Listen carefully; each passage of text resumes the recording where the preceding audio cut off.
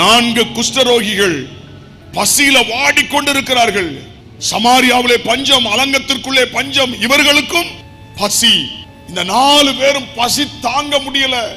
இந்த 4 பேரும் ஒரு முடிவெடுத்தாங்க, இங்க இருந்தாலும் சாக போறோம், எதிரிகளை போனாலும் சாக போறோம், எங்க போய் சாவோம்? தின்னுட்டு சாவோம்டா. நடக்க ஆரம்பித்தார்கள். நடந்து 4 பேர் வேகமா நடந்து போயிட்டு இருக்கிறாங்க. வேகமா போயிட்டு இருக்கும் பொழுது அந்த சீரிய ராணுவத்துக்கு பயங்கரமான சத்தம் கேட்கு. என்ன சத்தம்? குதிரைகள், ரதங்கள் கட கட கட கடன்னு ஒரு 1000 குதிரை, 10,000 குதிரை, ரதங்கள் எல்லாம் வர்ற மாதிரி சத்தம் யாருக்கு கேக்கு? போனது எத்தனை பேரு? 4 குஷ்டரோகிகள். எப்படி போயிருப்பான் யோசித்து பாருங்க. நடந்து போனதை யோசித்து பாருங்க. கை கால்லாம் சில விரல்கள் என்ன செஞ்சிருக்காது, இருந்திருக்காது. ஆனாலும் நடந்து போன உடனே அப்பா பார்த்தாரு, இந்த 4 குஷ்டரோகிகள் என்ன செஞ்சிட்டாங்க? இதுக்குத்தான் கர்த்தர் காத்துக்கிட்டே இருந்தாரு. யாராவது போக மாட்டாங்களா?